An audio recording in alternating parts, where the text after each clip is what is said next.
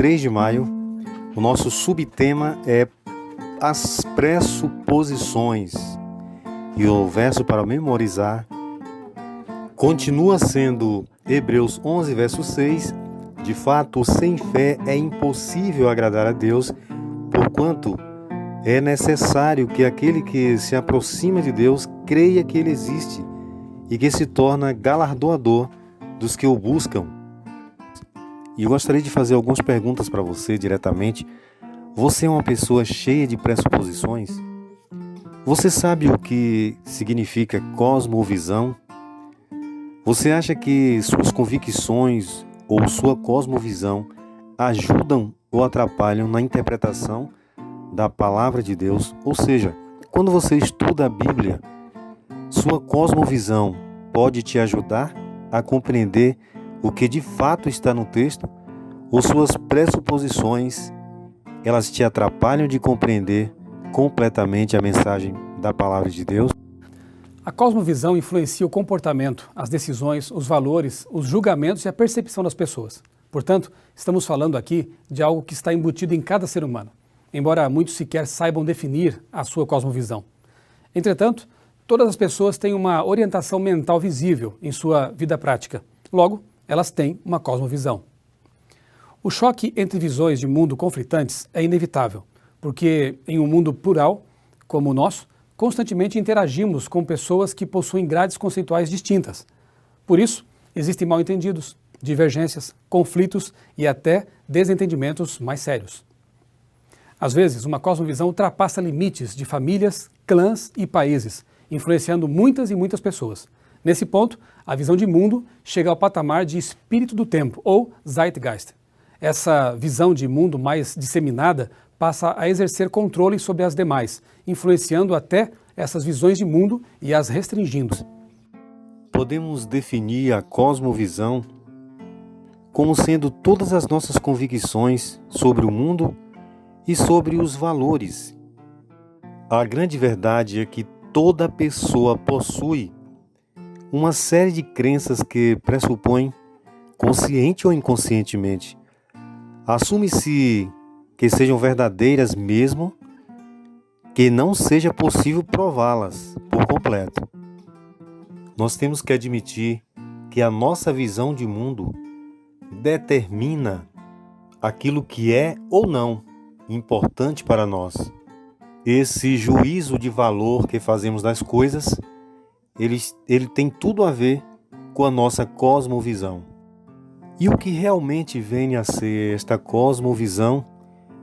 Uma visão de mundo é composta de crenças e respostas a perguntas nessas áreas e é influenciada pelos pais, pela educação, pelos amigos e experiência, pela mídia, pela cultura e, sobretudo, pela religião.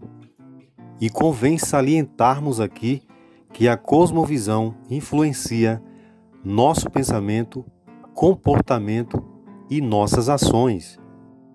Quando lemos Lucas 24, 36 a 45, vimos que, embora os discípulos estivessem familiarizados com as Escrituras, o que os impediu de enxergar o verdadeiro significado da palavra, mesmo quando os eventos preditos nela haviam acontecido diante deles? Será que foi a falta de acesso direto ao texto e o fato de que eles eram iletrados? Jamais. Eles tiveram total acesso ao texto. E já dissemos aqui que qualquer pessoa pode compreender a mensagem da palavra de Deus, independente de sua capacidade de estudos, de conhecimentos. Mas o que aconteceu com os discípulos foi exatamente o que nós estamos tratando nesse assunto de hoje. A sua cosmovisão, as pressuposições promovidas pelos líderes religiosos da época dos discípulos. E você, quando lê a palavra de Deus, quando você lê um texto da Bíblia buscando compreensão, quais são os seus pressupostos em relação ao mundo? De que maneira você pode rendê-los à palavra de Deus para que ela remodele suas ideias a fim de que estejam em harmonia com a realidade que a Bíblia ensina. Você pode até afirmar: mas eu não tenho pressupostos em relação à Bíblia. Quando eu vou estudar a Bíblia, eu me desfaço de todas as minhas convicções prévias, eu deixo minha cosmovisão inteiramente ao dispor da palavra de Deus. Mas o fato é que ninguém chega ao texto das Escrituras com a mente vazia. Todo leitor e estudante da Bíblia chega a ela com uma história específica e experiência que inevitavelmente impactam o processo de interpretação. Até mesmo os discípulos tinham suas ideias particulares de quem era o Messias. Várias vezes em trechos da Bíblia nós encontramos nos evangelhos que os discípulos chegaram até a duvidar de que realmente Cristo era o Messias. Jesus chegou a perguntá-los: e vocês, quem dizem que eu sou?